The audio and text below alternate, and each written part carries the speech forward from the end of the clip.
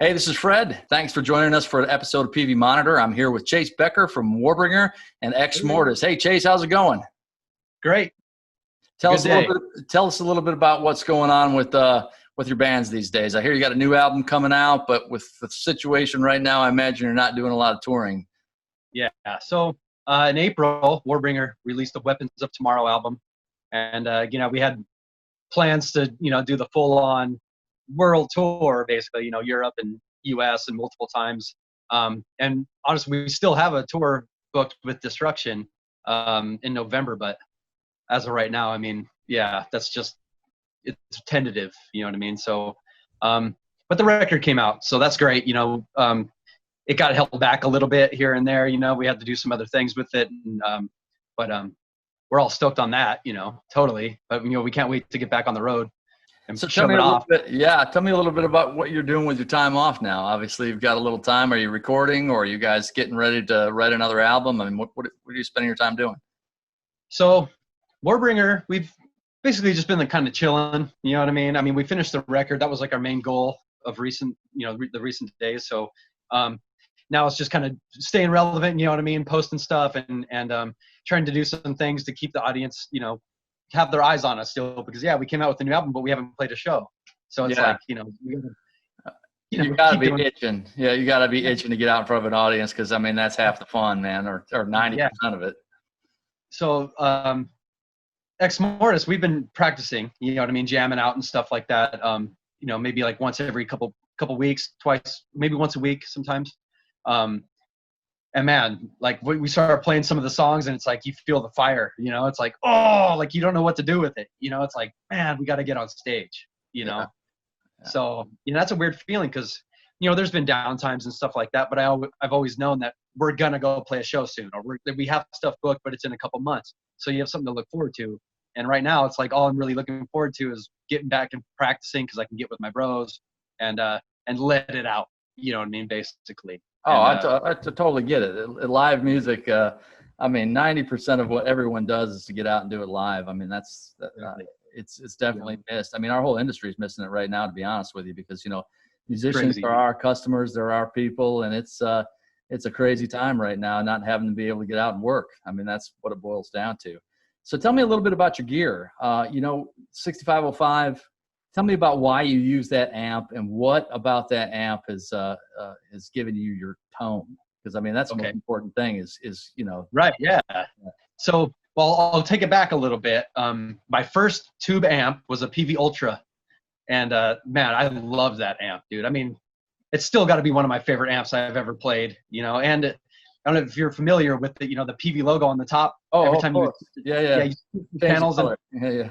I got to use the Guitar Center, and man, it was the sickest thing, And ever since then, I've used Peaveys, and that one, when I was younger, I changed the tubes out by myself, and it sounded really good, and then it overheated and stopped working for good. But whatever, I screwed that up. But I love that amp, and I actually still have the skeleton of it. I don't really want to get rid of it, because it's special to me. I know somebody that could get that fixed for you. Yeah. Hey. Maybe so. Yep. So I got that, and then I went from that to a JSX. And the reason I went for the JSX, not just being a fan of Satriani or anything, but it's the names of the channels were the same as the Ultra. Mm-hmm. And for me, I was like, oh, sick. It's not gain, and it's not drive or anything like that. It's the I don't know. That was a cool amp to me. You know what I mean? I was like, okay, it's got to sound pretty much similar to this, I would imagine. I didn't know anything about tubes, or what kind of tubes are in an amp or anything. And honestly, I still am not that knowledgeable about that kind of stuff. I just know what I like and what I play, and that's important. That's important. Yeah. So, but now I'm using the 6505 Plus, and it's taken a while to get to that amp. You know what I mean? And I love that amp, dude. It's raw. You know what I mean? Like when we get on stage and stuff, you don't really need anything to boost it. You don't need anything to make it sound better. I use a noise gate, because I play loud metal. You know what I mean? I have a delay pedal, and I do use a tube screamer. You know what I mean? Just it's just to make a full effect. It's just a different feel. You know what I mean? But the amp alone it's great. That's why everybody uses it. All my favorite musicians basically use a Peavey 6505. You know what I mean? That's the standard. Absolutely. You know? I mean, that is the sound of an entire genre of music. I mean, it really is the sound of metal. As soon as it got aggressive, that was the amp that most people were using and still use to this day. And we're proud to be a part of it, to be honest with you. You got any other hobbies? What did you do before you got to the point you're at with your guitar playing? I heard a rumor that you might have been a bass player at one point. Tell me about that. When I was a little kid, I have an older brother, and he's 5 years older than me. So, he was the one who had, Kill 'Em All and Ride the Lightning and all the albums, Soundgarden, all the bands, all the sick grunge bands and metal bands, Megadeth, Iron Maiden.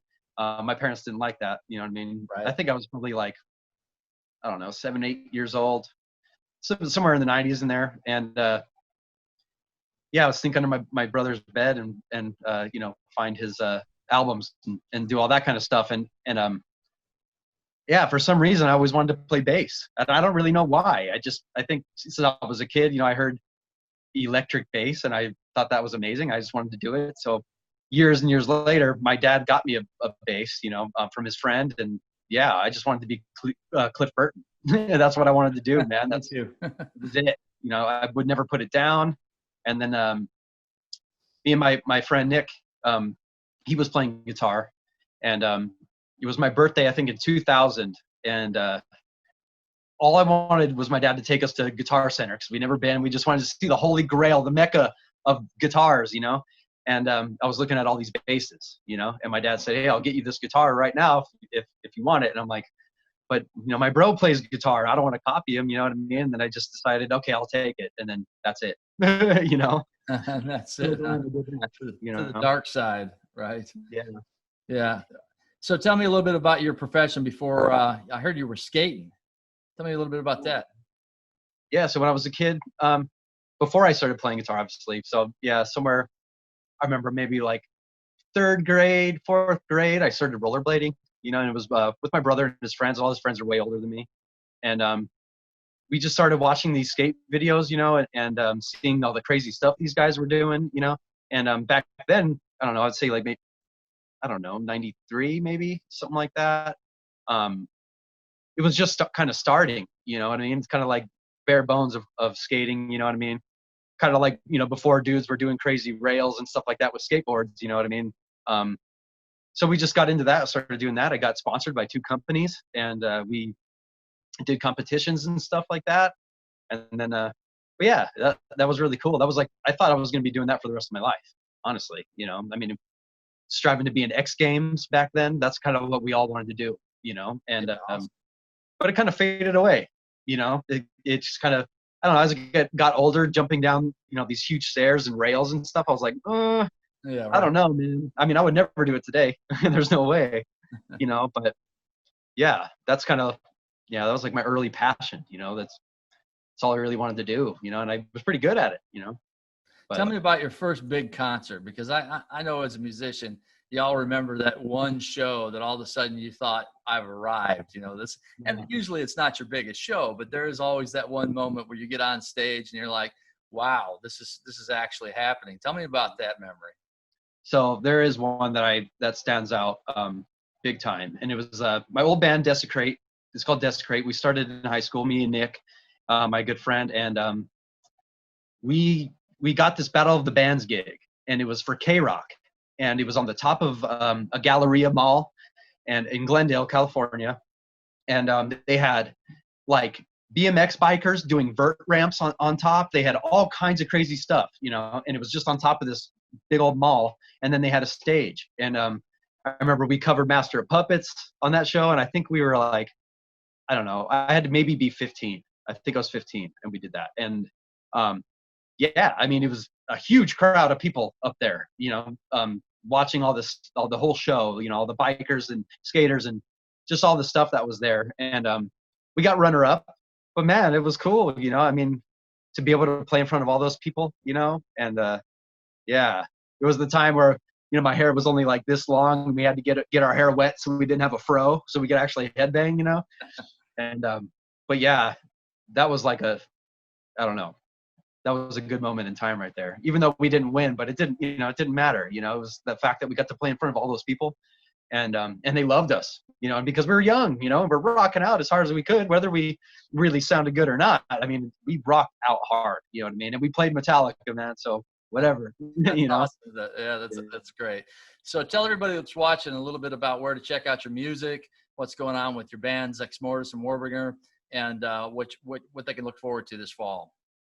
Yeah. So basically Warbringer, we're just waiting to get on the road. We're waiting to play some shows.